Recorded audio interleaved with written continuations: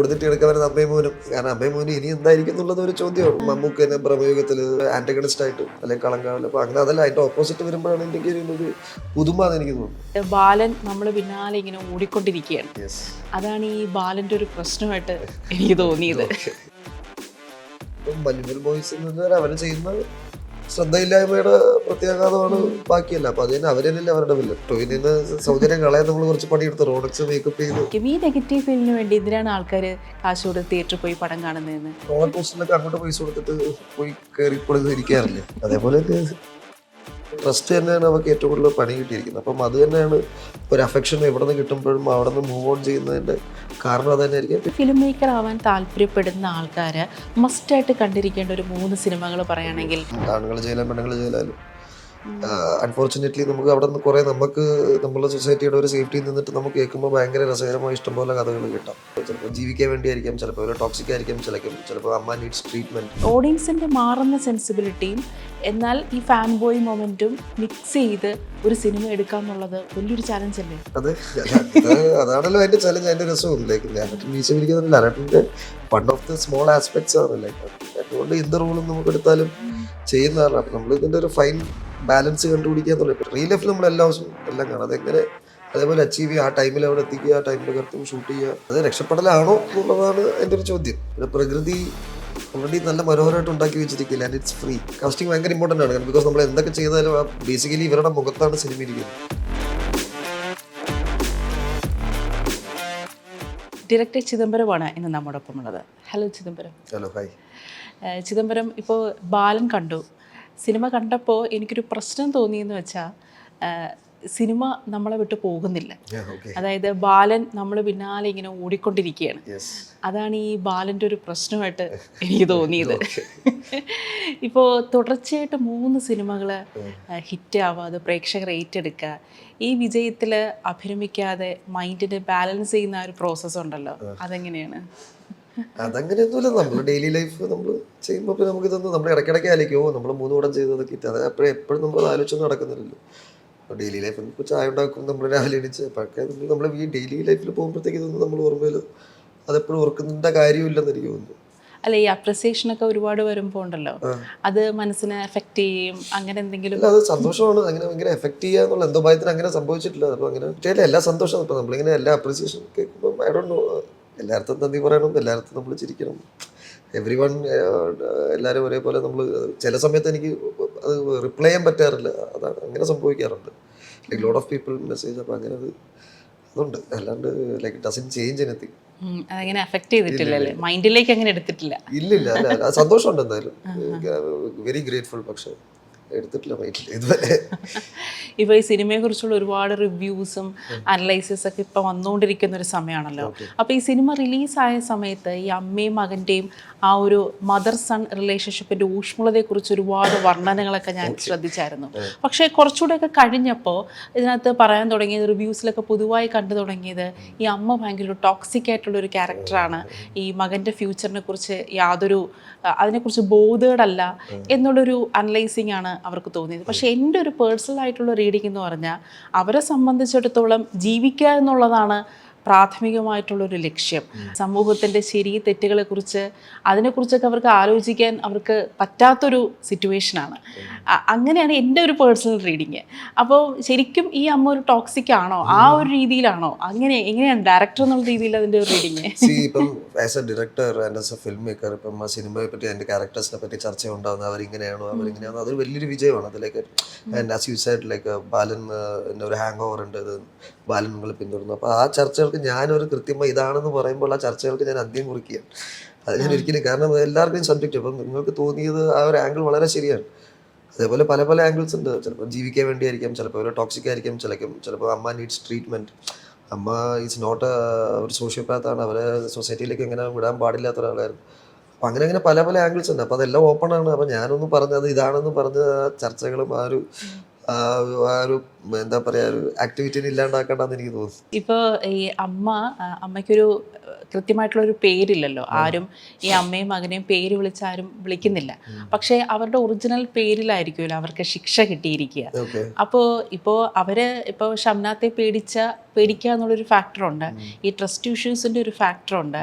അതിനപ്പുറത്തേക്കായിട്ട് ഇവരിങ്ങനെ ഇങ്ങനെ മാറി സൊസൈറ്റിയിൽ നിന്ന് ചിതറി മാറി നിൽക്കാനുള്ള കാരണം മറ്റെന്തെങ്കിലും ഒരു ദുരൂഹമായിട്ടുള്ള റീസൺ അത് പ്രേക്ഷകർക്ക് ഇട്ടുകൊടുക്കാനായിട്ട് അങ്ങനെ എന്തെങ്കിലും ചിന്തയുണ്ടായിരുന്നു? അങ്ങനെയൊന്നുമില്ല. ഈ ട്രസ്റ്റ് ഇഷ്യൂ തന്നെയാണ് എൻ്റെ മെയിൻ സാധനം. ഇപ്പം ലൈക്ക് അങ്ങനെ അവർ ജയിലിലെത്തി, ഒരാളെ ട്രസ്റ്റ് ചെയ്തു. അപ്പോൾ അവർ ബാക്ക് സ്റ്റോറി പോലെ പറയുന്നുണ്ടല്ലോ ഒരു സീനിൽ, മറ്റേ അസുരൻ്റെ രാക്ഷസൻ പറഞ്ഞിട്ട് ഒരു സീനുണ്ടല്ലോ. Basically if that is the true story, നമുക്ക് പറഞ്ഞൂടാ അതാണ് true story. If that is the true story, അവരൊരാളെ ട്രസ്റ്റ് ചെയ്തു, she fell in love with him.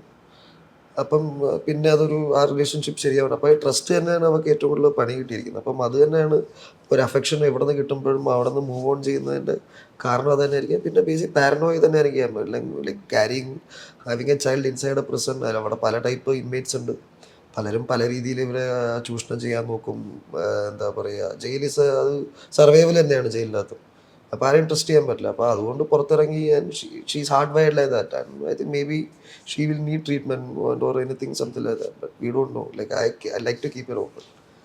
ഇപ്പോൾ ജയിലിൽ പോയിരുന്നു, അവിടുത്തെ ഇൻമേറ്റ്സിൻ്റെ കഥകളൊക്കെ ഒരുപാട് കേട്ടിട്ടുണ്ട് ചിദംബരം. അപ്പോൾ ആ കഥകളിൽ നിന്നൊക്കെ വേറെ എന്തെങ്കിലും ആ ഒരു ജീവിതം വെച്ച് സിനിമയാക്കാം അങ്ങനെ തോന്നിയിട്ടുണ്ടായിരുന്നോ? ഉണ്ട്. അവിടെ ഇഷ്ടംപോലെ നമുക്ക് കൗതുകകരമായ കഥകളല്ല. ലൈക്ക് ജയിലിൽ ആണുങ്ങൾ ജയിലാലും പെണ്ണുങ്ങൾ ജയിലാലും അൺഫോർച്ചുനേറ്റ്ലി നമുക്ക് അവിടെ നിന്ന് കുറേ നമ്മളെ സൊസൈറ്റിയുടെ ഒരു സേഫ്റ്റിയിൽ നിന്നിട്ട് നമുക്ക് കേൾക്കുമ്പോൾ ഭയങ്കര രസകരമായ ഇഷ്ടംപോലെ കഥകൾ കിട്ടാം. അത് ആ സ്ഥലത്തിൻ്റെ ഒരു പ്രത്യേകതയാണ്. അപ്പം ജയിലിൽ എന്തും കൗതുകമായിരിക്കും നമുക്ക്. As long as we are not, നമുക്ക് അത് കഴിഞ്ഞ് എപ്പോൾ തോന്നുമ്പോൾ ഇറങ്ങി പോകാമെന്നുള്ള മൈൻഡിൽ നമ്മൾ ജയിലിലെത്തേക്കുമ്പോൾ എല്ലാം ഭയങ്കര. അല്ലെങ്കിൽ jail it's a very serious place. ഞാൻ ഷൂട്ട് ചെയ്തപ്പോഴും എൻ്റെ my ADs and very excited to see the jail. അപ്പം നോർമലാണ്. അപ്പം നമ്മളിത് actually it's a very serious place. അപ്പം it's not a picnic, it's a shoot. And അതിനകത്തുള്ള ആൾക്കാരുണ്ട്. അപ്പോൾ it's a very tense situation also. അപ്പം അങ്ങനെ അത് അറിഞ്ഞ് വേണം അങ്ങനെ ജയിലിൽ പെരുമാറാനും അവിടെ ഷൂട്ട് ചെയ്യുമ്പോൾ ഉള്ള കാര്യങ്ങളൊക്കെ. എഴുത്തുകാരൻ ഇന്ദുഗോപൻ സാറ് ഒരിക്കൽ ഇപ്പോൾ അടുത്തിടയിൽ ഒരു വീഡിയോയിൽ പറഞ്ഞിട്ടുണ്ടായിരുന്നു, അതായത് ഒരു എഴുത്തുകാരൻ എപ്പോഴും അയാളുടെ തിരക്കഥയിൽ, പ്രത്യേകിച്ച് ഇപ്പോൾ ഒരു ഡയറക്ടറിൻ്റെ തോന്നിയാണ് ഈ ഒരു കഥ അത് സിനിമ ആക്കാൻ പറ്റിയൊരു കണ്ടൻറ്റാണ് എന്ന് തോന്നുമ്പോൾ അതിൻ്റെ തിരക്കഥാ രചനയിൽ ഡയറക്ടറിനെ പ്രതിസന്ധിയിലാക്കുന്ന എന്തെങ്കിലും ഒരു ഫാക്ടർ എഴുത്തുകാരൻ ഇങ്ങനെ ഇട്ടുകൊടുത്തുകൊണ്ടേയിരിക്കണം. അപ്പോഴാണ് അത് കൂടുതൽ ചാലഞ്ചസ് ഡയറക്ടറിന് ഇങ്ങനെ തിരക്കഥാകൃത്ത് ഇട്ടുകൊടുത്തുകൊണ്ടേയിരിക്കണം. എങ്കിൽ മാത്രമേ അത് കൂടുതൽ എഫക്റ്റീവായിട്ട് വരത്തുള്ളൂ. അങ്ങനെയാണെങ്കിൽ ജിത്തു ചിദംബരത്തിന് അങ്ങനെ എന്തെങ്കിലും പ്രതിസന്ധികൾ, ഇത് സിനിമാറ്റിക് ആക്കാൻ കുറച്ച് ബുദ്ധിമുട്ടാണ് ഈ ഒരു ഫാക്ടർ, അങ്ങനെ എന്തെങ്കിലും ഉണ്ടായിരുന്നോ? അല്ല, ചലഞ്ചസ് ഡെയിലി അങ്ങനെ നമ്മളിതൊരു എനിക്കൊന്ന് സ്ക്രിപ്റ്റ് നമ്മൾ ഫിനിഷ് ആയിട്ടാണല്ലോ സിനിമയ്ക്ക് പോകുന്നത്. അപ്പം പരമാവധി ചലഞ്ചസ് ഒക്കെ ഒഴിവാക്കി നമ്മളത് എങ്ങനെയാണ് ഷൂട്ട് ചെയ്യുന്നുള്ള കൃത്യമായ ബോധ്യത്തോടുകൂടിയാണ് ഷൂട്ടിലേക്ക് പോകുന്നത്. അപ്പം ആ ചലഞ്ചസ് ഒക്കെ നമ്മൾ റൈറ്റിംഗ് ഫേസിൽ തന്നെ അത് തീർക്കുക എന്നുള്ളത് എങ്ങനെയാണ്, അത് നമ്മൾ അവിടെ പോയി ഡിസൈഫർ ചെയ്താൽ നമുക്ക് കുറച്ച് ടൈമും അതിനുള്ള പൈസയൊക്കെ പോകും. അല്ല, അങ്ങനെ ചലഞ്ചസ് എന്തെങ്കിലും അല്ല, റൈറ്റിംഗ് ഇല്ല, നമ്മൾ ഇരുന്ന് റൈറ്റിംഗ്. കാരണം പർട്ടിക്കുലർ സാധനം ചലഞ്ചസ്, ഇത് ഏറ്റവും വലിയ ചലഞ്ച് നമ്മൾ കഥ കിട്ടപ്പോൾ തന്നെ എന്ന് വെച്ചാൽ പടത്തിന്റെ സെക്കൻഡ് ഹാഫിൽ അമ്മയും മകനും മിസ്സിങ്. 2 ഫേസ് നിങ്ങൾ ഇത്രയും ഫസ്റ്റ് ഹാഫിൽ എംപതൈസ് വന്നിട്ടുണ്ട്, മിസ്സിങ്. അതൊരു വലിയ ചലഞ്ചാണ്. അപ്പം അവിടെ നിന്ന് ഇങ്ങനെ വീണ്ടും ആൾക്കാർ പ്രേക്ഷകർ ചിലവർ ഡിസ്കണക്ട് ആയി പോയിട്ടുണ്ട്, ടു ബി ഓണസ്റ്റ്. അപ്പം പക്ഷെ അവിടെ നിന്ന് തിരിച്ചു ആൾക്കാർ നമ്മൾ തിരിച്ച് ഈ കഥയിലേക്ക് കൊണ്ടുവന്ന് അതിലേക്ക് പിന്നെ ഒരു തേർഡ് ബോയ്, ലൈക്ക് അവനെ കണ്ടിട്ടില്ല, അവന് പെട്ടെന്ന്. അപ്പം അവരെയൊക്കെ നമ്മൾ അസോസിയേറ്റ് ചെയ്യിപ്പിക്കാനാണ് ഏറ്റവും വലിയ ചലഞ്ച്. അവരെങ്ങനെ പെട്ടെന്ന് കുറഞ്ഞ സമയം കൊണ്ട് നിങ്ങളുടെ ആളാക്കാം എന്നുള്ളത്. ഇപ്പോൾ അബ്ബ എന്നുള്ളൊരു ക്യാരക്ടർ, പുള്ളിക്കാരൻ അത്യാവശ്യം വയറൊക്കെ ഉണ്ടല്ലോ, അപ്പം ഒരു ഫിസിക്കലായിട്ട് അത്ര വലിയൊരു ഇതൊന്നും ഉള്ള ആളല്ല. പക്ഷെ ടോവിനെ നമ്മൾ എപ്പോഴും സ്ക്രീനിൽ കാണുമ്പം ടോവിന് ഭയങ്കര അതീവ സുന്ദരനായിരിക്കും, ഭയങ്കര ഫിറ്റ്നസ് കോൺഷ്യസ് ഉള്ള ആളാണ്, എപ്പോഴും ഫിറ്റ്നസിനെ കുറിച്ച് ഒരുപാട് സംസാരിക്കുന്ന ഒരാളാണ്. അപ്പോൾ ഈ അബ്ബ എന്നുള്ളൊരു ക്യാരക്ടറും ഈ ടോവിനെയും തമ്മിൽ എങ്ങനെയാണ് ചേർത്ത് വായിക്കാൻ പറ്റുക? അല്ല, അത് തന്നെയാണ് അതിന്റെ വൈവിധ്യം, തന്നെയാണ് അതിന്റെ ഒരു ബ്യൂട്ടി എന്ന് എനിക്ക് തോന്നുന്നു. ലൈക്ക് നമ്മള് ടോവിനെ സൗന്ദര്യം കളയാൻ നമ്മൾ കുറച്ച് പണിയെടുത്ത് റോഡക്സ് മേക്കപ്പ് ചെയ്ത്, പല്ല് മേക്കപ്പ് ചെയ്തു, ഇത് റിങ്കിൾസ് ഒക്കെ എല്ലാം വെച്ച്, പിന്നെ ഒരു സ്ഥിരം ആൽക്കഹോളിക്കിന്റെ മുഖത്തുണ്ടാകുന്ന പാടുകൾ, അപ്പം അങ്ങനത്തെ ഒരു പരിപാടി. പിന്നെ വയറെന്ന് വെച്ചാൽ എനിക്ക് കുറച്ചും കൂടെ ഒന്ന് പിന്നെ ആൾക്കാർ പിന്നെ ടോവിനിക്ക് നല്ല ഫ്രെയിമാണ്, അപ്പം സ്ലൗ ചെയ്താൽ നിൽക്കുന്നത്. അപ്പം വയറപ്പം മൊത്തത്തിൽ ഇപ്പോൾ പഴയ വീട്ടിൽ നമ്മുടെ നാട്ടിൽ കണ്ട അമ്മമാരെയൊക്കെ റെഫറൻസ് എടുക്കുക. അപ്പം അങ്ങനത്തെ നമ്മളെ വരട്ടുന്ന കുറച്ച് അമ്മമാരുണ്ടല്ലോ ചെറുതിലൊക്കെ ഈ കുടിച്ചിട്ടൊക്കെ വന്നിട്ട്. അപ്പം അങ്ങനത്തെ കുറേ ആൾക്കാർ എൻ്റെ നാട്ടിലുണ്ട്, എല്ലാവരുടെ നാട്ടിലുണ്ട്. അപ്പം അങ്ങനത്തെ അവരൊക്കെ റെഫറൻസ് വെച്ചിട്ട് നമ്മളുണ്ടാക്കിയൊരു ക്യാരക്ടറാണ് അമ്മ. അപ്പോൾ ടൊവിനോ മാക്സിമം സൗന്ദര്യം കുറയ്ക്കാനും അല്ലെ, സൗന്ദര്യം കുറവും വേണം, ആരോഗ്യം കുറയ്ക്കണം. അങ്ങനെയായിരുന്നു നമ്മളുടെ ഒരു ലക്ഷ്യം. അല്ല അതാ ഈ വൈരുദ്ധ്യമാണ് അതിന്റെ ബ്യൂട്ടി എന്നുള്ള ഒരു ചിന്തയാണല്ലോ, അതെവിടെ നിന്നാ വന്നേ? അല്ല അതങ്ങനെ അതൊരു രസമല്ലേ. അപ്പം മമ്മൂക്ക് തന്നെ ബ്രഹ്മയുഗത്തില് ഒരു ഓപ്പോസിറ്റ് ഒരു ആന്റഗണിസ്റ്റ് ആയിട്ട് അല്ലെങ്കിൽ കളങ്കാവില്ല. അപ്പൊ അങ്ങനെ അതല്ല, അതിന്റെ ഓപ്പോസിറ്റ് വരുമ്പോഴാണ് എനിക്ക് ഒരു പുതുമ എന്ന് എനിക്ക് തോന്നുന്നത്. അങ്ങനെ പുഷ് നമ്മൾ ആൾക്കാരെ കാണാത്ത രീതിയിൽ പുഷ് ചെയ്യുക, പ്ലേസ് ചെയ്യുമ്പോഴത്തേക്കും ലൈക്ക് ഇയാൾക്ക് ഇങ്ങനെ ഒരു മുഖമുണ്ടായിരുന്നു എന്നുള്ളൊരു സാധനം, അതൊരു ഡിസ്കവറിയാണ്. That is a good process too. Okay okay. ഇപ്പോൾ ഇതിൻ്റെ സിനിമാറ്റോഗ്രാഫിയെ കുറിച്ച് പറയുകയാണെങ്കിൽ ചിദംബരം തന്നെ പല ഇൻ്റർവ്യൂസിലും പറഞ്ഞിട്ടുണ്ട് ഷൈദു ഖാലിദ് നല്ലൊരു സ്റ്റോറി ടെല്ലറാണെന്ന്. ഇപ്പോൾ ഈ സിനിമയിൽ എന്നെ ഏറ്റവും ആകർഷിച്ച ഒരു ഫാക്ടർ എന്ന് പറയുന്നത് ഇതിൻ്റെ റിയാക്ഷൻ ഷോട്ടുകളാണ്. അതിനകത്ത് ഈ റിയാക്ഷൻ ഷോട്ടുകളെല്ലാം ആ ക്യാരക്ടേഴ്സ് ഉള്ളിൽ കൊണ്ടുനടക്കുന്ന ആ ഇരുട്ടുണ്ടല്ലോ, ആ ഇരുട്ടിന് ഭയങ്കരമായിട്ട് ആ റിയാക്ഷൻ ഷോട്ടിൽ നമുക്ക് മനസ്സിലാവുന്നുണ്ട്. വളരെ സ്മൂത്തായിട്ടുള്ള ക്യാമറ മൂവ്മെൻറ്റ്. ഈ റിയാക്ഷൻ ഷോട്ടുകൾ ചെയ്യുമ്പോൾ എന്തെങ്കിലും ഒരു പ്രത്യേകമായിട്ടുള്ള ഒരു പ്രോസസ്സ്, അതിനെ എന്തെങ്കിലും കുറച്ചുകൂടെ എഫക്റ്റീവ് ആവാൻ വേണ്ടി ഒരു ഡയറക്ടർ എന്നുള്ള നിലയിൽ ചിദംബരം എന്താ ചെയ്യുന്നത്? അതിന് കൊടുക്കുന്ന ഒരു ബ്രീഫ് എന്താണ്? ബേസിക്കലി നമ്മൾ സാധനം റിഹേഴ്സൽ ചെയ്യുമ്പോൾ കൃത്യമായിട്ട് പിന്നെ ക്യാമറ എടുത്ത് വെക്കുമ്പോൾ നമ്മൾ അതിനായിട്ട് വേറെ നമ്മൾ മാസ്റ്ററിൽ എന്ത് ചെയ്തോ, മാസ്റ്റർ ഷോട്ടിൽ നമ്മൾ ഒരു സ്റ്റേജ് പോലെ തന്നെ നമ്മൾ സ്റ്റേജ് ചെയ്തിട്ട് അതിലെന്ത് ചെയ്തോ, എന്നിട്ട് അവിടെ നിന്ന് അപ്പം നമുക്ക് മനസ്സിലാവും ഏതൊക്കെ റിയാക്ഷൻ ഷോട്ട്സ് വെക്കണം എന്നുള്ളത്. വേറെ നമ്മൾ ഇന്ററാക്ഷൻ കാണും. അല്ല പ്രത്യേകിച്ച് ആ അമ്മച്ചി അവർ കഥ പറയുമല്ലോ, അപ്പൊ അമ്മച്ചിയുടെ ഒരു റിയാക്ഷൻ ഷോട്ട് ഉണ്ട്. ആ അമ്മച്ചിയുടെ അതിനകത്ത് അമ്മച്ചി ഒന്നൊരു ഡയലോഗ് പോലും പറയുന്നില്ല. പ്രത്യേകിച്ച് ഈ ക്യാരക്ടേഴ്സ് ഡയലോഗ് പറയാതെ അവരുടെ ഇമോഷൻസിൽ നിന്നാണ് നമുക്ക് പ്രേക്ഷകർക്ക് കാര്യം മനസ്സിലാവുന്നത്. അതാണ് ഈ വിഷ്വൽ സ്റ്റോറി ടെല്ലിങ്ങിന്റെ ഒരു ഭംഗി എന്ന് പറയുന്നത്, ബ്യൂട്ടി എന്ന് പറയുന്നത്. ആ വിഷ്വൽ സ്റ്റോറി ടെല്ലിംഗ് ആണ് നമുക്ക് ആ റിയാക്ഷൻ ഷോട്ടിൽ നമുക്ക് മനസ്സിലാവുന്നത്. അപ്പോൾ അതൊക്കെ എങ്ങനെയാണ് അതിന് അതങ്ങനെയല്ല, അതൊരു ഫിലിം മേക്കിംഗ് പ്രോസസ്സാണ്. ഇപ്പം നമ്മളൊരു സീൻ ഡിവൈഡ് ചെയ്യുന്ന പോലെയാണ്. അപ്പം ഷോട്ട് മാസ്റ്റർ ഷോട്ട് എടുക്കുന്നു, പിന്നെ അവിടെ നിന്ന് അല്ലെങ്കിൽ നമുക്ക് ഏത് രീതിയിൽ വർക്ക് ചെയ്യാം, ഞാൻ വർക്ക് ചെയ്യുന്നത്. എന്നിട്ട് അപ്പം നമ്മൾ പിന്നെ അപ്പം നമുക്ക് ആലോചിക്കും അതിനൊരു ക്ലോസ് വേണമല്ലോ, അത് ചിന്തിച്ച് കഴിഞ്ഞാൽ എന്തായാലും ഒരു ക്ലോസ് വേണം എന്നാണ് എൻ്റെ അടുത്ത്. അപ്പം ഒരു ചിന്ത വന്നു കഴിഞ്ഞാൽ അപ്പം അതിന് ക്ലോസ് വയ്ക്കുമ്പോൾ വാട്ട് ബേസിക്കലി ഞാൻ പറയുന്നതിനെക്കാളും ഓപ്പോസിറ്റ് ആളുടെ റിയാക്ഷൻ. അപ്പം നിങ്ങൾ പറഞ്ഞ പോലെ തന്നെ അതിനാണ് വെയിറ്റേജ് കൂടുതൽ. അപ്പം കുറച്ചുകൂടെ റാഷമോൺ എന്ന് പറഞ്ഞൊരു ഫിലിമുണ്ട്. അപ്പം അതിൽ വൈഫ് എന്തോ കള്ളം പറഞ്ഞത് അവരുടെ ഷോട്ടേ ഇല്ല, മൊത്തം ഭർത്താവിൻ്റെ ഫേസിലാണ് അവർ. അപ്പോൾ അയാളുടെ ചേഞ്ച് ഓവറിലാണ് മൊത്തം കഥയുടെ ആങ്കർ. അപ്പോൾ അങ്ങനെ തന്നെയാണ് ഈ റിയാക്ഷനിലാണ് നമ്മൾ മോർ ദാൻ ടെല്ലിങ്, അതിലാണ് കുറച്ചും കൂടെ ഇതെന്ന് തോന്നുന്നു എനിക്ക്. I don't know, it's also editing ചോയ്സും കൂടെയാണ്. അപ്പോൾ നമ്മൾ വി ഹാവ് ബോത്ത് ഷോട്ട്സ്. അപ്പം എഡിറ്ററിന് അപ്പുറത്തേക്കാണ് അത് തോന്നുമ്പോൾ നോട്ട് ജസ്റ്റ് നമ്മൾ ഷൂട്ട് ചെയ്യുമ്പോൾ എല്ലാം ഷൂട്ട് ചെയ്യും, എഡിറ്റിംഗ് ചോയ്സും കൂടെയാണ്. അപ്പോൾ അവിടെയാണ് എഡിറ്ററും കൂടെ കയറി വരുന്നത്. ഇപ്പോൾ ഈ റാഷമോൻ്റെ റെഫറൻസ് പറഞ്ഞല്ലോ, ഇപ്പോൾ നേരത്തെ ആ കുട്ടി ഓടുന്നതിൻ്റെ റണ്ണിൻ്റെ റെഫറൻസ് മറ്റൊരു ഇൻ്റർവ്യൂവിൽ ചിദംബരം പറഞ്ഞിട്ടുണ്ട്. നമ്മൾ ഈ പൊതുവെ ഈ സിനിമകളുടെ റെഫറൻസിനൊപ്പം തന്നെ ഇപ്പോൾ ചിദംബരം ഒരു ക്യാമറാമാനും കൂടെയാണ്. നമ്മൾ ലൈഫിൽ ഇപ്പോൾ ചിദംബരം ഇതുപോലെ ഒറ്റയ്ക്കിരിക്കുമ്പോൾ ചിദംബരം തന്നെ ഒരുപാട് കാഴ്ചകൾ കാണില്ലേ? ആ കാഴ്ചകളെല്ലാം ഒരു ഫ്രെയിമായിട്ടും ഒരു ഷോട്ടായിട്ടും ഒരു ആംഗിളായിട്ടൊക്കെ ചിദംബരം തോന്നുന്നില്ലേ?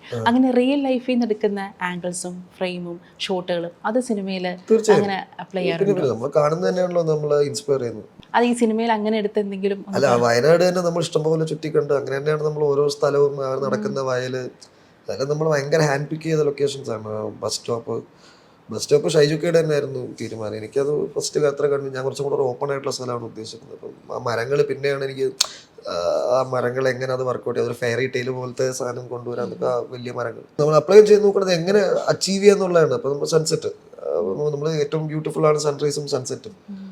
ആ സമയത്ത് എന്ത് ഷൂട്ട് ചെയ്യുമ്പോഴും മാജിക് അവേഴ്സ് ആയിരുന്നു. അപ്പം നമ്മൾ ആസ് എ ഫിലിം മേക്കർ നമ്മളത് എങ്ങനെ അച്ചീവ് ചെയ്യാം? ബിക്കോസ് നമ്മൾ വെറുതെ പോയി ഒരു ക്യാമറ ഷൂട്ട് ചെയ്യുന്നില്ല, ഒരു ക്രൂ വരണം, അസംബിൾ ആവണം, അവിടെ നിന്ന് ഇറങ്ങണം, എന്നിട്ട് നമ്മൾ വേറെ എന്തെങ്കിലും ഷൂട്ട് ഉണ്ട് അതൊക്കെ തീർത്ത് അങ്ങനെ അത് അച്ചീവ് ചെയ്യാനുള്ള അതാണ് കുറച്ചും കൂടെ അതിൻ്റെ ടെക്നിക്ക് എന്ന് പറഞ്ഞിട്ട്. റിയൽ ലൈഫിൽ നമ്മൾ എല്ലാ ദിവസവും എല്ലാം കാണാം, അതെങ്ങനെ അതേപോലെ അച്ചീവ് ചെയ്യുക, ആ ടൈമിൽ അവിടെ എത്തിക്കുക, ആ ടൈമിൽ കൃത്യം ഷൂട്ട് ചെയ്യുക. അപ്പോൾ അവരെ പാലം ക്രോസ് ചെയ്യുന്നൊരു ഷോട്ടുണ്ട്, ഒരു സൺസെറ്റ് ഷോട്ട്, അമ്മയും മോനും കൂടെ.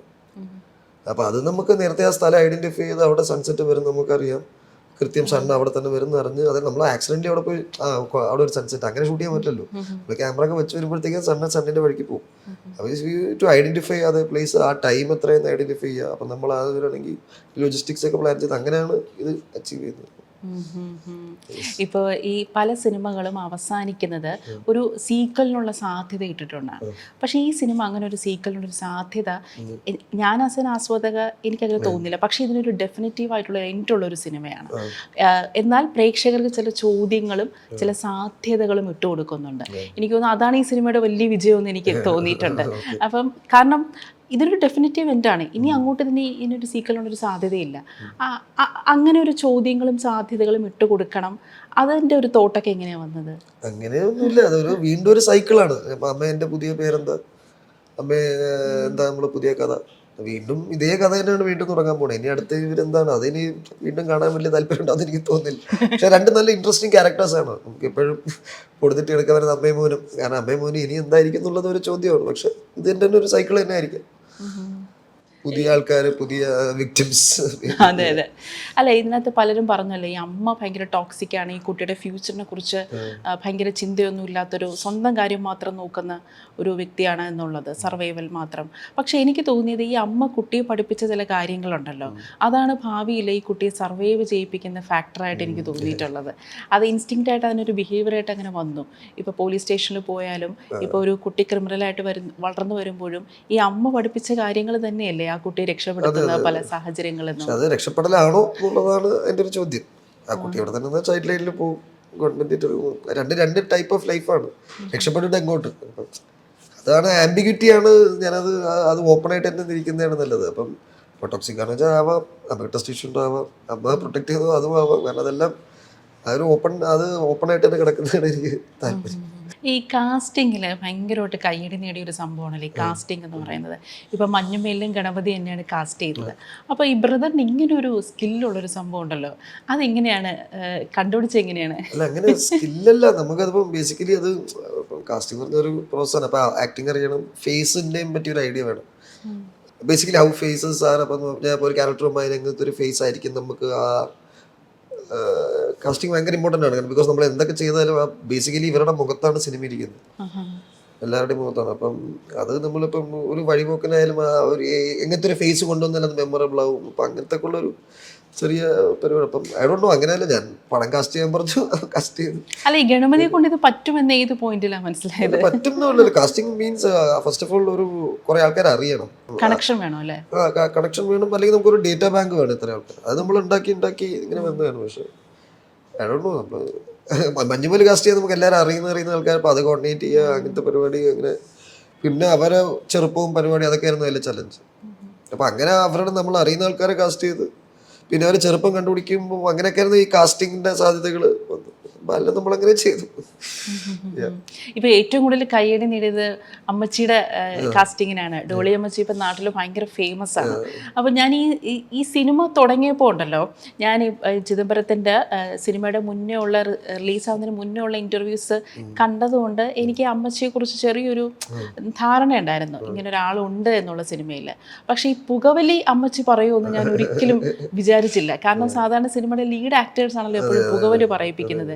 ഈ അമ്മച്ചിയെ കൊണ്ട് പുകവലി പറയിപ്പിക്കുക എന്നുള്ളൊരു തോട്ട് എങ്ങനെ വന്നേ? അയ്യോ, അത് എന്റെ തോട്ടല്ല, അതിന്റെ അസോസിയേറ്റ് ശ്രീരാഗ് അവൻ തന്നെ ചെയ്തതാണ്. ഞാൻ കേട്ടപ്പോൾ എനിക്ക് കൊള്ളാലും അത് എന്റെ ഐഡിയ അല്ല.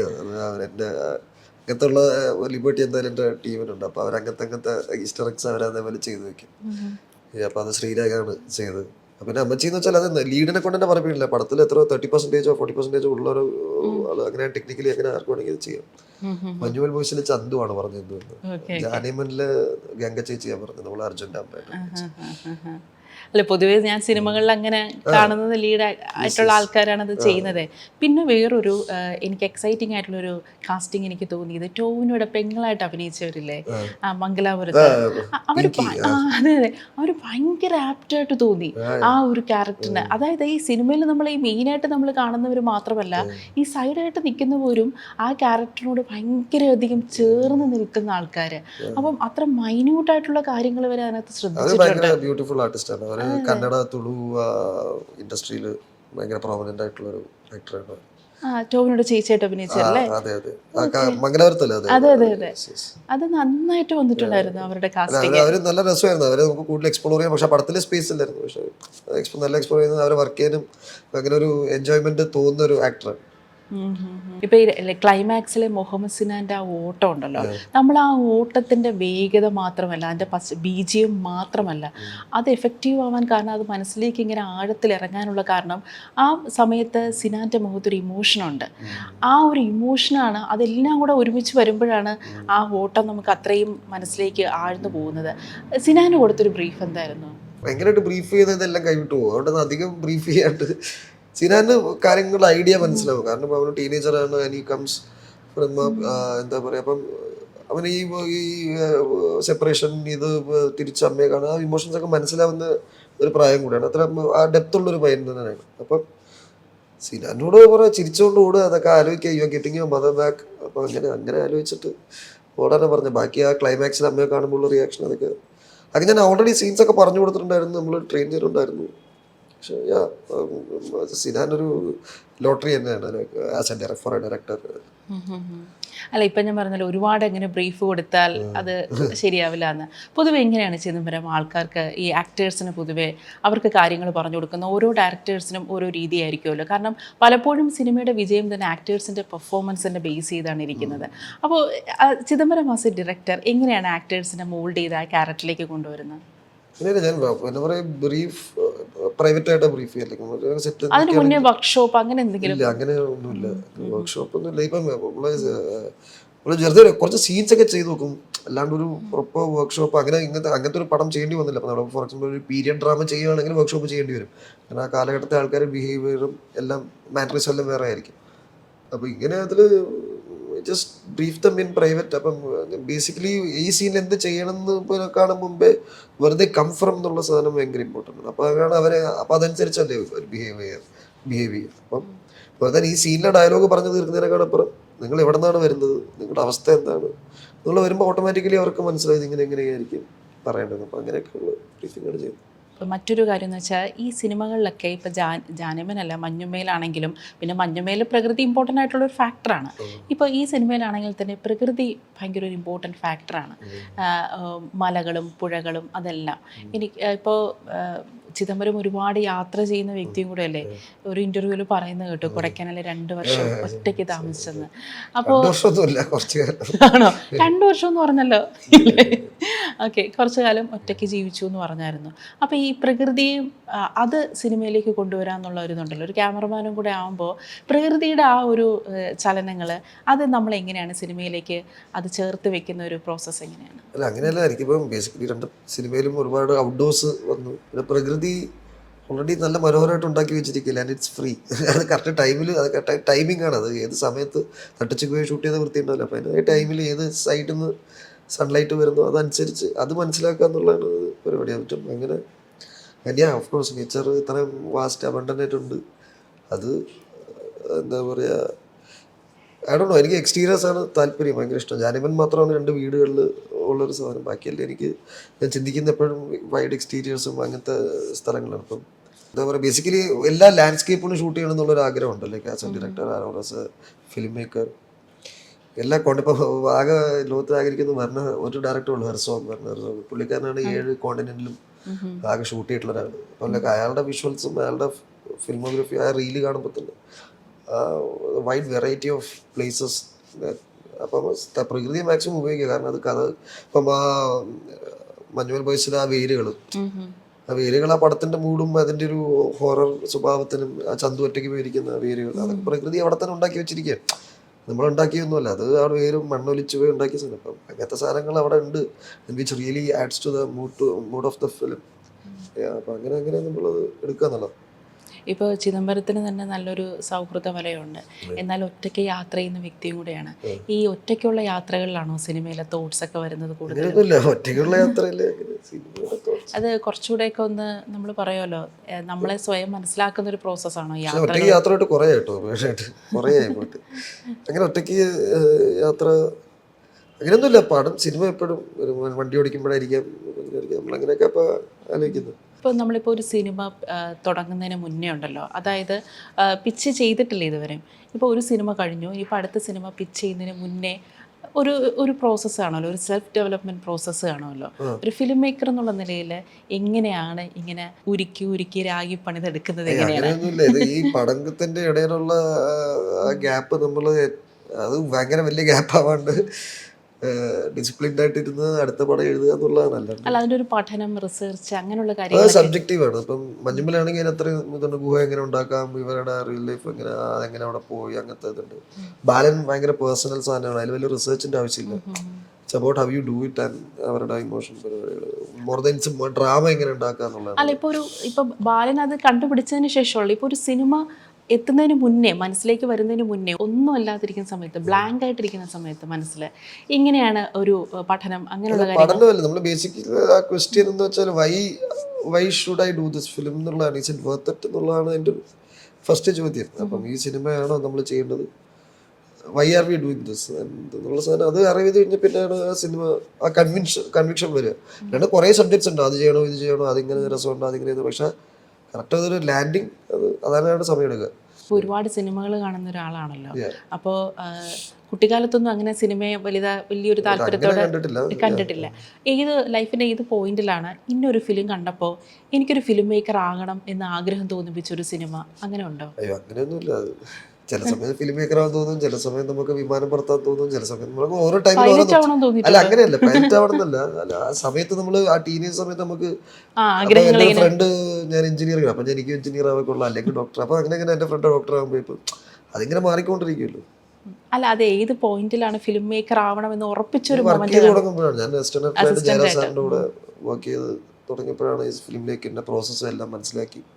പക്ഷെ ചെറുതിലെ എക്സ്പോസ്ഡ് ആണ്. ലൈക്ക് ഈ കാരണം ഗണപതി ഷൂട്ടിന് പോകും, അല്ലെങ്കിൽ അച്ഛൻ്റെ കൂടെ ഷൂട്ടിന് പോകും. പിന്നെ വീട്ടിൽ അച്ഛൻ്റെ ആ സമയത്ത് DV ഒക്കെ, ഡോക്യുമെൻ്ററി DV ഒക്കെ വീട്ടിൽ കൊണ്ടുവന്ന് TV പ്ലെയർ വെച്ച് വീട്ടിൽ തന്നെയാണ് ഇങ്ങനെ റഷ് ചെയ്യാണല്ലോ. അപ്പം അതൊക്കെ ഇങ്ങനെ കാണും, അറിഞ്ഞുകൂടാ എപ്പോഴാണ് അതിൻ്റെ കൃത്യമായിട്ടുള്ള.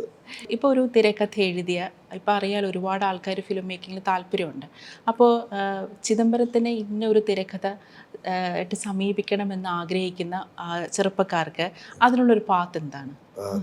മെയിൽ ചെയ്യുക എന്നുള്ളതാണ്. സിനോപ്സിസ് മെയിൽ ചെയ്യുക എന്നുള്ളത് മാത്രമാണ്. അതെ, പക്ഷെ ഞാൻ എല്ലായിടത്തും എന്നുള്ളത് അല്ല, കഥ കേൾക്കുക അങ്ങനെ. അത് ഫസ്റ്റ് ആ സിനോപ്സിസ് വായിച്ച് like if they have A full bound script, അപ്പം കഥ എല്ലാവരുടെയും കഥ ഉണ്ട്. ലൈക്ക് ആൻഡ് ഈ കുറേ എൻക്വയറി വരാണ്. ഞാൻ ചിലപ്പോൾ ചില 8 കഥയൊക്കെ 8 ദിവസങ്ങളുണ്ട് കഥ.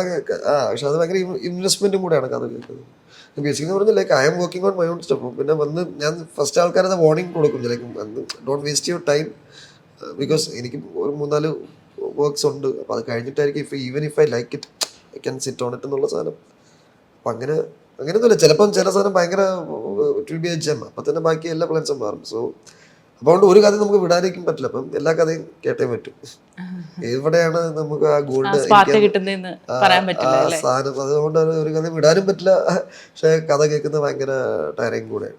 ഏറ്റവും അഡ്മയർ ചെയ്ത സംവിധായകൻ രാഹുൽ സദാശിവമാണെന്ന് പറഞ്ഞിട്ടുണ്ട്. അപ്പോൾ ഈ പൊതുവേ നമ്മൾ ഇപ്പം ഏത് ജോണറിലുള്ള സിനിമയാണെങ്കിലും, ത്രില്ലർ ആണെങ്കിലും, കോമഡി ആണെങ്കിലും, ഡ്രാമ ആണെങ്കിലും, പ്രേക്ഷകർക്കൊക്കെ ഇവിടെയൊക്കെ ഒരു പോസിറ്റീവ് ഫീൽ തരുന്ന ജോണേഴ്സാണ്. പക്ഷേ ഹൊറർ ഫിലിം എപ്പോഴും ഒരു നെഗറ്റീവ് ഫീൽ, എവിടെയൊക്കെയോ ഒരു നെഗറ്റീവ് ഫീലാണ് പ്രേക്ഷകർക്ക് കിട്ടുന്നത്. പിന്നെ ഞാൻ എപ്പോഴും ചിന്തിക്കും, ഈ നെഗറ്റീവ് ഫീലിന് വേണ്ടി എന്തിനാണ് ആൾക്കാർ കാശ് കൊടുത്ത് തിയേറ്ററിൽ പോയി പടം കാണുന്നതെന്ന്. എന്താണ് ആസ് എ ഡയറക്ടർ തോന്നിയിട്ടുള്ളത്? റോളർ കോസ്റ്ററിലൊക്കെ അങ്ങോട്ട് പൈസ കൊടുത്തിട്ട് പോയി കയറി കൊടുത്തിരിക്കാറില്ലേ, അതേപോലെ to have that people like that ഒരു കൺട്രോൾഡ് എക്സ്പോഷർ ഓഫ് ഫിയർ. സിനിമയാണെന്ന് അറിയാം, എന്നാൽ ചെറിയ പീഡിയെ കിട്ടും, അതൊരു പ്രത്യേക ഓരോ ചില പാറ്റേൺ എല്ലാം ഉണ്ടാക്കുമായിരിക്കും. അത് ആ എക്സ്പീരിയൻസ് ഹ്യൂമൻസ് ലൈക്ക് ഊഞ്ഞാലാടുക, വലിച്ച് ഊഞ്ഞാലാടുക, അല്ലെങ്കിൽ റോളർ കോസ്റ്ററിൽ കയറുക. നമ്മൾ അങ്ങോട്ട് പൈസ കൊടുത്ത് ഇതേപോലെ തിരിഞ്ഞു കറങ്ങുന്ന സാധനം എത്രയും പോയി കയറാറില്ല. എന്നിട്ട് അതിൽ കയറി ഇങ്ങനെ നിലവിളിച്ചുകൊണ്ട് നമ്മൾ ആ റൈഡിൽ ആസ്വദിക്കാറില്ല. ആ ഒരു മെന്റാലിറ്റി ഉണ്ടെന്ന് എനിക്ക് തോന്നുന്നു. പിന്നെ നെഗറ്റിവിറ്റി ഹൊറർ അതാണ്, മനുഷ്യന്റെ ഏറ്റവും ഇഷ്ടപ്പെടാത്ത വികാരങ്ങളെ ഉറപ്പിക്കുക, ഉണർത്തുക, അങ്ങനത്തെ സാധനങ്ങളാണ് എനിക്ക് തോന്നുന്നു ഹൊററിന്റെ അപ്രോച്ച്. ഇപ്പോൾ ഈ സിനിമയിലാണെങ്കിൽ എല്ലാം ബാലനിലെ എല്ലാവരും ഗ്രേ ഷെയ്ഡിലുള്ള ആൾക്കാരാണ്. ടു ആൻ എക്സ്റ്റെൻറ്റ് ആ പോലീസുകാരൻ മാത്രമാണ് ഒരു ബ്ലാക്കിൽ നിർത്തിയത്. പക്ഷേ അയാൾക്ക് അയാളുടേതായിട്ടുള്ള റീസൺ ഉണ്ട്. ഇപ്പോൾ മഞ്ഞുമേലാണെങ്കിൽ തന്നെയും ആൾക്കാരെ പേടിപ്പിക്കാനായിട്ട് ഒരു വില്ലനെ ഒരിക്കലും കൊണ്ടുവരുന്നില്ല. അല്ലാതെ തന്നെ നമ്മളെ ഒരുതരം ഡിസ്റ്റർബ്ഡ് ആക്കുന്നുണ്ട്. വില്ലനിസം കൊണ്ടുവരാതെ തന്നെ പ്രേക്ഷകരെ ഈ ഒരു തരം ഡിസ്റ്റർബൻസിലേക്ക് എത്തിക്കുന്നുണ്ട്. അപ്പോൾ അതൊക്കെ ഒരു തരം പുതിയതായിട്ടുള്ളൊരു ഫ്രഷ് ആയിട്ടുള്ളൊരു തോട്ടാണ്. സാധാരണ ഒരു വില്ലൻ്റെ എൻട്രിയോടെയാണ് പ്രേക്ഷകരെപ്പോഴും ഒരു ഡിസ്റ്റർബൻസിലേക്ക് പോകുന്നത്. പക്ഷേ വില്ലൻ്റെ എൻട്രി ഇല്ലാതെ തന്നെ സിറ്റുവേഷൻസിലൂടെയും ക്യാരക്ടേഴ്സിൻ്റെ ജേണിയിലൂടെയും അവർ ക്യാരക്ടേഴ്സിനെ ഒരുപാട് എക്സ്പ്ലോർ ചെയ്തും പ്രേക്ഷകർ ഡിസ്റ്റർബൻസിലേക്ക് കൊണ്ടുപോവുകയാണ്. അതൊക്കെ എവിടെ നിന്നാണ്? അതൊക്കെ ഈ പഠനത്തിൻ്റെ ഭാഗമാണോ? അത് ഈ ആൾക്കാരെ ഈ സൈക്കോളജി, ഹ്യൂമൻ സൈക്കോളജി അങ്ങനെ ഒബ്സർവ് ചെയ്ത് കിട്ടുന്നതാണോ? ഒബ്സർവേഷൻ ഉണ്ട്, ആൾക്കാരെ എങ്ങനെ ഒബ്സർവ് ചെയ്ത്. അപ്പം പ്രത്യേകിച്ച് നമുക്ക് വില്ലനൊന്നും ആവശ്യമില്ല ജീവിതത്തിൽ. നമ്മൾ തന്നെയാണ് നമ്മളുടെ ലൈക്ക് പ്രശ്നങ്ങൾക്ക് നമ്മൾ തന്നെയല്ലേ നമ്മൾ പറയുന്ന വാക്കുകളോ നമ്മൾ ചെയ്യുന്ന പ്രവൃത്തികളോ അതൊക്കെ തന്നെയാണല്ലോ നമ്മളുടെ ലൈഫിൽ നമ്മളുടെ വില്ലനായിട്ട് വരുന്നത്. അപ്പോൾ വേറെ ഇപ്പം മഞ്ഞുമൽ ബോയ്സ് എന്ന് പറഞ്ഞാൽ അവർ ചെയ്യുന്ന ശ്രദ്ധയില്ലായ്മയുടെ പ്രത്യാഘാതമാണ് ബാക്കിയല്ല. അപ്പം അത് തന്നെ അവർ തന്നെയല്ലേ അവരുടെ വില്ലൻ. ബാലനിലെ അമ്മ തന്നെയല്ലേ ഇവരുടെ തീരുമാനങ്ങൾ തന്നെയല്ലേ ഇവരുടെ വില്ലൻ. ജാനിമല്ലായാലും അവരെടുക്കുന്ന തീരുമാനങ്ങളും അവരുടെ വാശിയും ഇതൊക്കെ തന്നെയാണ് വില്ലൻ. അപ്പം വില്ലൻ ഇല്ലാത്ത പടങ്ങളൊന്നല്ല ഇനിയുള്ള വില്ലൻ ഇല്ലാണ്ട് എല്ലാ സമയത്തും നമുക്ക് ഫിസിക്കൽ ഒരു എംബോഡിമെന്റ് ഓഫ് ഒരു പേഴ്സൺ ആസ് എ വില്ലൻ വേണമെന്നില്ലാന്ന് തോന്നുന്നു. സാഹചര്യങ്ങൾ നമ്മൾ തന്നെ കുറെ നമുക്ക് വേണ്ടി തന്നെ ചെയ്യുമ്പോൾ പിന്നെ ഇപ്പം ബാലൻ ഒരു പരിധിവരെ ഒരു സർവൈവൽ ത്രില്ലറാണെന്ന് എനിക്ക് തോന്നിയിട്ടുണ്ട്. അപ്പം മനുഷ്യനെ സർവൈവ് ചെയ്യുന്നതിന് പിന്നിലുള്ളൊരു സൈക്കോളജി കാണുമല്ലോ, ഒരു ഹ്യൂമൻ സൈക്കോളജി കാണുമല്ലോ. ഇതുപോലെ ഇവർക്ക് ട്രസ്റ്റ് ഇഷ്യൂസ് ഉണ്ട്. അപ്പം ഈ സർവൈവൽ സൈക്കോളജിയെക്കുറിച്ച് ഇപ്പം ജയിലിൽ പോയി അവിടെയുള്ള ആൾക്കാരെക്കുറിച്ചുള്ള ഒരു ധാരണ ഉണ്ടാക്കിയെന്ന് പറഞ്ഞല്ലോ. അതുപോലെ തന്നെ ഈ സർവൈവൽ സൈക്കോളജിയെക്കുറിച്ച് എന്തെങ്കിലും ഒരു പഠനം നടത്തിയിട്ടുണ്ടായിരുന്നോ? പഠനവും നടത്തിയിട്ടില്ല അങ്ങനെ. അല്ല, കാരണം ഇത്രയും മൈന്യൂട്ടായിട്ടുള്ള ആൾക്കാർ ഇതുപോലെ റിയാക്ഷൻ ഷോട്ടിൽ നിന്ന് തന്നെ നമുക്ക് മനസ്സിലാവുമല്ലോ എത്രത്തോളം ആ ക്യാരക്ടറിനെ കുറിച്ച് പഠിച്ചിട്ടുണ്ടെന്നുള്ളത്. അതുകൊണ്ടാണ് ഈ സർവൈവൽ സൈക്കോളജിയെ കുറിച്ച് എന്തെങ്കിലും ഒരു ധാരണ ഉണ്ടാക്കിയായിരുന്നു എന്നുള്ളത്. അങ്ങനെ ഒരു സർവൈവൽ സൈക്കോളജി എന്നുള്ള എല്ലാം സർവൈവറാണ്. എവറി ഡേ നമ്മൾ എല്ലാം ഡെയിലി ലൈഫിൽ കാണുന്നതാണല്ലോ. ചിലരൊരു നുണ പറയാൻ പോകുന്നതിന് മുമ്പേ ഉള്ളവരുടെ ഒരു എക്സ്പ്രഷൻ ഉണ്ട്. അപ്പം അങ്ങനത്തെ സാധനങ്ങളൊക്കെ നമ്മൾ അത് ഞാൻ ലൈഫിൽ നിന്നുമല്ല, അത് ഒരുപാട് സിനിമകളിൽ തന്നെ ഇവിടെ പഠിച്ചത് കൂടെയാണ്. റിയാക്ഷൻ ഷോട്ട് ഇഷ്ടംപോലെ ഉണ്ടല്ലോ, ഇതുവരെ ഇഷ്ടംപോലെ സിനിമകളുണ്ടല്ലോ. അത് ഏറ്റവും മനസ്സിൽ അത്രയും കൊണ്ട ഒരു റിയാക്ഷൻ ഷോട്ടുകൾ ഏതെങ്കിലും സിനിമയുടെ ഒന്ന് പറയാമോ? നേരത്തെ രണ്ടു പറഞ്ഞില്ലേ അതുപോലെ. ഇപ്പം കമ്പനി എന്നുള്ള സിനിമ രാംഗോപാൽ പറഞ്ഞത്, അതിലെ റിയാക്ഷൻ ഷോട്ട്സ് നമ്മൾ ഒരിക്കലും ഒരു ഡയറക്റ്റ് അൺകൺവെൻഷണൽ ആയിട്ട് പ്ലേസ് ചെയ്യുന്നത് ഒരു റാൻഡം റൂമിലും മൂലക്കിരിക്കുന്ന ഒരാളുടെ ക്ലോസ് ആയിരിക്കും. ഇവിടെ വേറെ അജയ് ദേവ്ഗൺ വരും. അപ്പോൾ അങ്ങനെ യു ക്യാൻ ബിൽഡ് ടെൻഷൻ. അപ്പോൾ അയാളുടെ ഫേസ് ഭയങ്കര ഇമ്പോർട്ടൻ്റ് ആണ് അവിടെ വയ്ക്കുന്നത്. അപ്പോൾ അങ്ങനത്തെ ഇപ്പോൾ സത്യയിലുണ്ട്. അങ്ങനെ രാംഗോപാൽ പറയുമ്പോൾ ഇതിൻ്റെ ഒരു ഭയങ്കര ഇതാണ് ലവ് ടു ഈ റാൻഡം റിയാക്ഷൻസ് വെച്ചിട്ട് ലൈക്ക് ടു ചെറിയൊരു ചാർജിൻ്റെ ഒക്കെ ഉള്ള റിയാക്ഷൻസ്. അപ്പോൾ അങ്ങനെയൊക്കെ ഭയങ്കരമാണ്. പുള്ളിക്കാരൻ ഭയങ്കര സൈക്കോളജിസ്റ്റാണ് രാംഗോപാൽ വർമ്മ അല്ലേ? അല്ല, എനിക്ക് തോന്നിയിട്ടുണ്ട് ഫിലിം മേക്കേഴ്സ് എപ്പോഴും ഈ മനുഷ്യൻ്റെ മനസ്സിനെ കുറിച്ചൊരു ധാരണ ഉണ്ടായിരിക്കണം. അപ്പോൾ മാത്രമാണ് ഇത്തരത്തിലുള്ള ഈ സംസാരിക്കാതെ കാര്യങ്ങൾ മനസ്സിലാക്കാൻ പറ്റുന്ന ഇത്തരം ഷോട്ടുകൾ ക്രിയേറ്റ് ചെയ്യാൻ പറ്റുന്നല്ലേ. ഈ കണ്ണുകളുടെ ചലനത്തിലൂടെയും ചുണ്ടുകളുടെ ചലനത്തിലൂടെയൊക്കെ ഷോട്ടുകൾ ക്രിയേറ്റ് ചെയ്യണമെങ്കിൽ ഇതുപോലെ സൈക്കോളജി അല്ലേ, മനുഷ്യൻ്റെ മനസ്സിനെ കുറിച്ചൊരു പഠനം ഉണ്ടെങ്കിലേ അത് നടക്കുള്ളൂ അല്ലേ. അങ്ങനെ അത് നമുക്കറിയാം. ഇപ്പം ഏത് മഞ്ഞുമൽ ബോയ്സിൽ ഇപ്പം അവൻ ചാടുന്നതിന് മുമ്പ് അവൻ്റെ കാലിങ്ങനെ നമ്മളിങ്ങനെ വിരലാക്കുന്ന ഒരു ഷോട്ട്. ഇപ്പം ലൈക്ക് ബിഫോർ ഈ നമ്മൾ ബിൽഡിങ്ങിൻ്റെ അറ്റത്തൊക്കെ പോകുമ്പോൾ നമുക്ക് കാലിൻ്റെ അടിയിൽ നിന്ന് ഇങ്ങനെ ഒരു സാധനം കയറില്ല ഹൈറ്റിൽ. അതുപോലെ കാല് ഫ്യൂറി ആ പയ്യൻ ചാടുന്നതിന് മുമ്പ് വരുന്നത്. അപ്പോൾ ഇതിൽ അതേപോലെയൊക്കെ തന്നെ നമ്മളിങ്ങനെ ഓരോ ബോഡിയുടെ മൂവ്മെന്റ്. അപ്പോൾ എപ്പോഴും മുഖം തന്നെ വേണമെന്നില്ല ഒരു സാധനം, അല്ലെങ്കിൽ കൈ ക്ലഞ്ച് ചെയ്യുന്നതോ അങ്ങനത്തെ ബോഡിയുടെ എല്ലാ ഭാഗത്തും അങ്ങനെ നമുക്ക് ഉപയോഗിക്കാന്നുള്ളത് അത് നോർമൽ. അത് കുറേ സിനിമകളിലുണ്ട്, കണ്ട് അത് നമ്മൾ റിപ്പീറ്റ് ചെയ്യുക പുതിയ രീതിയിൽ. അത്ര ഏറ്റവും കൂടുതൽ ഇപ്പം റിപ്പീറ്റ് വാച്ച് ചെയ്ത സിനിമ അങ്ങനെയുണ്ടോ? റിപ്പീറ്റ് തന്നെ ഇടയ്ക്കിടയ്ക്ക് ഇങ്ങനെ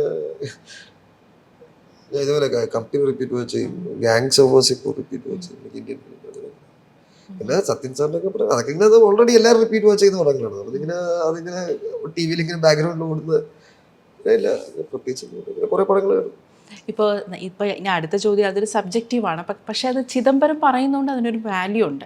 കാരണം ഇപ്പോൾ ഈ ഫിലിം മേക്കർ ആവാൻ താല്പര്യമുള്ള അതിനകത്ത് ഒരുപാട് സിനിമകൾ കാണണമെന്ന് നമ്മൾ പറയുമല്ലോ. പക്ഷേ ഫിലിം മേക്കർ ആവാൻ താല്പര്യപ്പെടുന്ന ആൾക്കാർ മസ്റ്റായിട്ട് കണ്ടിരിക്കേണ്ട ഒരു 3 സിനിമകൾ പറയുകയാണെങ്കിൽ അങ്ങനെ അങ്ങനെ അങ്ങനെ പറയാൻ പറ്റുമോ? Lawrence of Arabia, David Lean. സ്കെയിലും എങ്ങനെ how a film can be huge and അങ്ങനെ അത് സിനിമയാണ്. ലൈക്ക് ഇറ്റ് വാസ് ഹ്യൂജ് സെറ്റിങ്ങും റൈറ്റ്സും.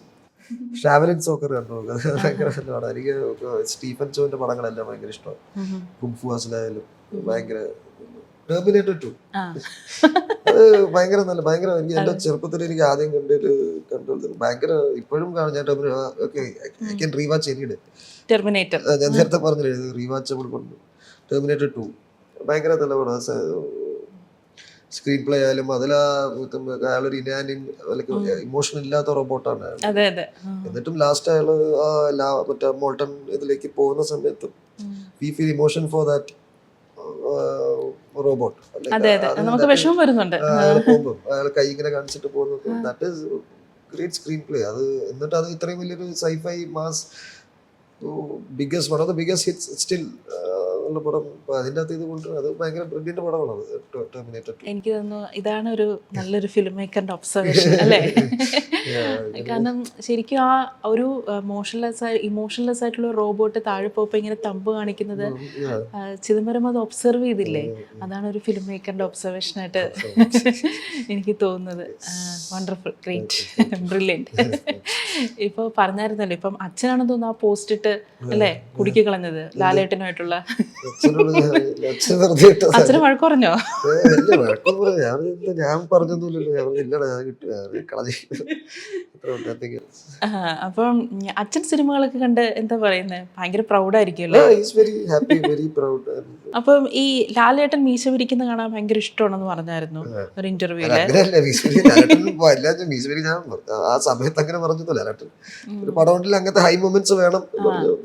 നമ്മൾ ഈ പൊതുവെ ഈ ഓഡിയൻസിന്റെ ഒരു സെൻസിബിലിറ്റി ഉണ്ടല്ലോ, അതിങ്ങനെ മാറിക്കൊണ്ടിരിക്കുകയാണ്. ഇപ്പോൾ പണ്ടൊക്കെ ആണെങ്കിൽ ലാലേട്ടനും മമ്മൂക്കയും സുരേഷ് ഗോപിയൊക്കെ അവരുടെ ഒരു മാനറിസത്തിന് ഭയങ്കര കയ്യടിയായിരുന്നു, അത് മതിയായിരുന്നു. പക്ഷെ ഇപ്പം തന്നെ സിനിമകൾ കണ്ടില്ലേ, ഇപ്പോൾ വാഴ പോലുള്ള സിനിമകൾ ഭയങ്കര ഹിറ്റാവുന്നു, ഇപ്പം പ്രകമ്പനം തന്നെ ഭയങ്കര ഹിറ്റാവുന്നു. അപ്പോൾ ഓഡിയൻസിൻ്റെ സെൻസിബിലിറ്റി ഒരുപാട് മാറിയിട്ടുണ്ട്. എന്നാൽ ലാലേട്ടനും മമ്മൂക്കയും വരുമ്പോൾ ഫാൻസ് പ്രതീക്ഷിക്കുന്ന ചില ഹൈ മൊമെൻറ്റ്സ് ഒഴിവാക്കാൻ പറ്റില്ല. അപ്പോൾ ഈ ഓഡിയൻസിൻ്റെ മാറുന്ന സെൻസിബിലിറ്റിയും എന്നാൽ ഈ ഫാൻ ബോയ് മൊമെൻറ്റും മിക്സ് ചെയ്ത് ഒരു സിനിമ എടുക്കുക എന്നുള്ളത് വലിയൊരു ചാലഞ്ച് അല്ലേ? അതാണല്ലോ അതിന്റെ ചലഞ്ച്, അതിന്റെ രസവും. ലാലേട്ടന്റെ one of the small aspects ആണ്. അതുകൊണ്ട് എന്ത് റോളും നമുക്ക് എടുത്താലും ചെയ്യുന്നതാണ്. അപ്പൊ നമ്മൾ ഇതിന്റെ ഒരു ഫൈൻ ബാലൻസ് കണ്ടുപിടിക്കുക എന്നുള്ളത്. ഇപ്പൊ ലാലേട്ടൻ വെച്ചിട്ട് ഇതൊരു പടം ചെയ്യുകയാണെങ്കിൽ ഇൻ കേസ് അതിന്റെ ഫൈൻ മൊമെന്റ് ഫാൻസിന് ഉണ്ട്. കാരണം അല്ലാണ്ട് ജനറൽ ഓഡിയൻസ് ഉണ്ട്, ഫാമിലി ഉണ്ട്, എല്ലാവർക്കും പാലറ്റബിൾ ആയിട്ടുള്ള ഒരു വലിയ നല്ല സിനിമ. അങ്ങനെയാണ് എനിക്ക് അങ്ങനെ ചെയ്യുന്നുണ്ടെങ്കിൽ അങ്ങനെ ചെയ്യണം എന്നുള്ളതാണ് ആഗ്രഹം. ഒരിക്കലും വൺ ഓഫ് ദ ആസ്പെക്ട് അതിന് വെച്ച് നമുക്കൊരു സിനിമ ഉണ്ടാക്കാൻ പറ്റില്ല. Should have emotions and should have ആൾക്കാരെ റിലേറ്റബിൾ ആയിട്ടുള്ള ക്യാരക്ടേഴ്സ് ആയിരിക്കണം. അത് പിന്നെ അത് എങ്ങനെ ആക്ഷൻ ആണോ ത്രില്ലർ ആണോ എങ്ങനെയാണെങ്കിൽ പാക്കേജ് ചെയ്യാം. ഇപ്പം അഭിനയ രംഗത്തേക്ക് കാൽ വെച്ചിട്ടിരിക്കണല്ലോ. ബീന മാം പറഞ്ഞായിരുന്നു കുട്ടിയായിരുന്നു അപ്പം ഭയങ്കര ക്യൂട്ടായിട്ടുള്ള ഒരു ചിദംബരത്തിനോടൊപ്പം അഭിനയിച്ചിട്ടുണ്ടെന്ന്. അപ്പം എന്താണ് അഭിനയത്തിന്റെ ഒരു ആക്ടർ എന്നുള്ള നിലയിൽ കൂടുതൽ സിനിമകൾ ചെയ്യാൻ അങ്ങനെ പ്ലാൻസ് ഒന്നുമില്ല. പുതിയ അങ്ങനെ എന്തെങ്കിലും സംവിധാനം തന്നെയാണ് കൂടുതൽ ഫോക്കസ് ചെയ്യുന്നല്ലേ? ഏതായാലും ഹാട്രിക് അടിച്ചിരിക്കുകയാണ്. ഇനി നമുക്ക് ഇനി അടുത്തൊരു പടം ബോളിവുഡിലും പരിപാടികൾ നടക്കുന്നു എന്ന് കേട്ടു. അതിന്റെ ഒരു പ്രീ പ്രൊഡക്ഷൻ പരിപാടികൾ അതൊന്നും ഇപ്പൊ റിവീൽ ചെയ്യാൻ ഒന്നും പറയില്ല. ഏതായാലും നമ്മൾ ഈ ചില സംവിധായകരുടെ പടം കാണാനായിട്ട് നമ്മൾ വെയിറ്റ് ചെയ്തിരിക്കുമല്ലോ. അപ്പോൾ ആ സംവിധായകരുടെ പട്ടികയിൽ ചിദംബരം എത്തിയിരിക്കുകയാണ്. വളരെ സന്തോഷമുണ്ട്. അത് മാത്രമല്ല വളരെയധികം താങ്ക്ഫുൾ ആണ് ഇത്രയും നല്ല പടങ്ങൾ മലയാളി പ്രേക്ഷകർക്ക് നൽകിയതിന്. Thank you Chidambaram. Thank you.